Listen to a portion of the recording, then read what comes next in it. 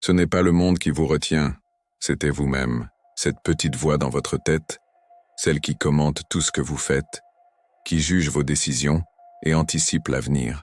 Elle a un pouvoir immense, un pouvoir qui peut soit vous propulser vers vos rêves, soit vous enchaîner à vos peurs.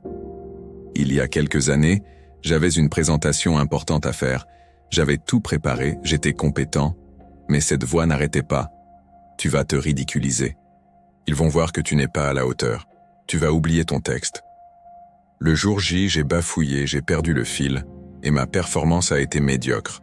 Ce n'est pas le public qui m'a jugé le plus durement ce jour-là, c'était moi. Cet échec m'a fait réaliser une chose cruciale. Mon plus grand adversaire n'était pas à l'extérieur, il était à l'intérieur. Cette expérience a été le point de départ d'un voyage pour comprendre et maîtriser ce dialogue intérieur. Alors qu'est-ce que ce fameux dialogue intérieur? C'est simplement la conversation que vous avez avec vous-même, en permanence. C'est ce flux de pensées, souvent inconscient, qui interprète le monde qui vous entoure. Pensez-y comme à la bande-son de votre vie. Maintenant, est-ce que votre bande-son est une musique inspirante ou un bruit de fond angoissant? Ce dialogue a un impact direct et mesurable sur votre biologie. Quand vous vous répétez des pensées négatives, comme « je suis nul » ou « je n'y arriverai jamais », votre corps réagit. Il libère des hormones de stress comme le cortisol. Vous vous sentez tendu, anxieux, votre cœur s'accélère. À long terme, ce stress chronique peut affaiblir votre système immunitaire et affecter votre santé. Vous n'êtes pas juste en train de penser, vous êtes littéralement en train de créer votre réalité physique et émotionnelle. À l'inverse, un dialogue intérieur positif et encourageant a l'effet opposé.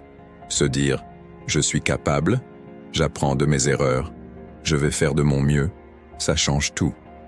Votre cerveau libère des neurotransmetteurs comme la dopamine et la sérotonine, les fameuses hormones du bien-être. Vous vous sentez plus calme, plus confiant, plus concentré. Votre performance, que ce soit au travail, dans le sport ou dans vos relations, s'améliore considérablement. Pourquoi? Parce que vous n'êtes plus en train de vous battre contre vous-même. Vous devenez votre propre allié. N'est-ce pas ce que nous voulons tous? Le piège, c'est que notre cerveau a un biais de négativité. C'est un mécanisme de survie ancestrale. Nos ancêtres devaient être très attentifs aux dangers pour survivre. Aujourd'hui, ce mécanisme nous fait nous concentrer sur ce qui ne va pas, sur les critiques, sur les échecs potentiels. On passe à côté de 9 compliments pour se focaliser sur la seule critique. Ça vous parle? Cette tendance naturelle rend le dialogue intérieur négatif très facile à entretenir.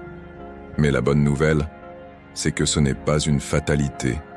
On peut le reprogrammer. Prenons des exemples concrets de ces pensées négatives qui nous sabotent.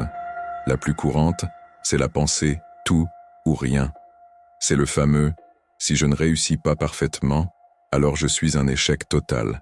Par exemple, vous faites un régime, vous mangez un gâteau et vous vous dites « ça y est, j'ai tout gâché, autant tout laisser tomber ». C'est une vision extrême et paralysante. Comment la transformer? En adoptant une pensée plus nuancée. Au lieu de « j'ai tout gâché », dites-vous « ok, j'ai fait un écart, ce n'est pas grave ». Un seul repas ne définit pas tout mon parcours. Je reprends mes bonnes habitudes dès maintenant. Vous voyez la différence? On passe de la condamnation à la compassion. Un autre poison mental, c'est la généralisation. Vous ratez un entretien d'embauche et votre voix intérieure vous dit « je suis nul en entretien, je ne trouverai jamais de travail ». Vous transformez une seule expérience négative en une vérité absolue sur votre avenir. C'est faux et destructeur. Pour contrer ça, soyez spécifique. Dites-vous plutôt « cet entretien ne s'est pas bien passé. Qu'est-ce que je peux apprendre de cette expérience pour mieux me préparer la prochaine fois ?» On passe de la victimisation à la responsabilisation. Et enfin, il y a le filtre mental. C'est quand vous ignorez tous les aspects positifs d'une situation pour ne voir que le négatif. Votre chef vous fait un retour sur un projet avec 9 points positifs et un point d'amélioration. Et vous, sur quoi vous focalisez-vous toute la journée? Sur l'unique point d'amélioration en pensant « il a détesté mon travail ». Pour changer ça, forcez-vous à voir la totalité du tableau. Prenez une feuille, et listez objectivement les points positifs et les points négatifs. Vous réaliserez que votre perception était totalement biaisée. Quelle est la pensée négative qui revient le plus souvent chez vous? Prenez un instant pour l'identifier. Maintenant que nous avons identifié le problème, passons à la pratique. Comment reprogrammer activement cette voix? Voici des exercices simples mais puissants à intégrer dans votre quotidien. Le premier exercice s'appelle l'interruption de schéma. Dès que vous vous surprenez à avoir une pensée négative, arrêtez-vous. Vous pouvez littéralement vous dire « stop » dans votre tête ou même le visualiser comme un grand panneau rouge. Ensuite, remplacez consciemment cette pensée par une affirmation plus constructive et réaliste. Par exemple, si la pensée « je ne suis pas assez bon » arrive, stoppez-la et remplacez-la par « je fais de mon mieux avec les compétences que j'ai aujourd'hui et je m'améliore chaque jour ». Au début, ça semblera artificiel, mais avec la pratique, ça deviendra un réflexe. Le deuxième exercice est la gratitude active. Chaque soir, avant de dormir, prenez 5 minutes pour noter ou simplement penser à 3 choses pour lesquelles vous êtes reconnaissant dans votre journée. Ça peut être tout simple.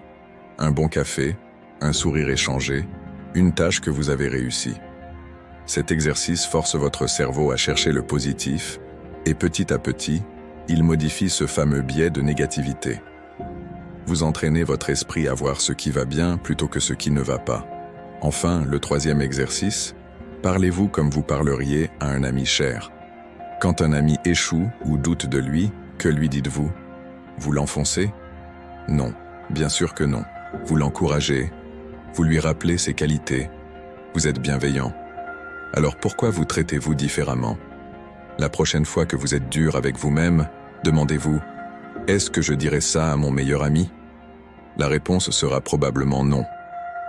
Appliquez cette même compassion à vous-même. C'est la clé de l'auto-estime. Pour résumer, votre dialogue intérieur est la conversation la plus importante de votre vie. Elle façonne vos émotions, influence vos actions et détermine votre succès. Vous avez le pouvoir de passer d'un critique intérieur destructeur à un coach bienveillant. En identifiant vos pensées négatives, en les défiant et en les remplaçant par des affirmations constructives, vous pouvez littéralement transformer votre vie de l'intérieur.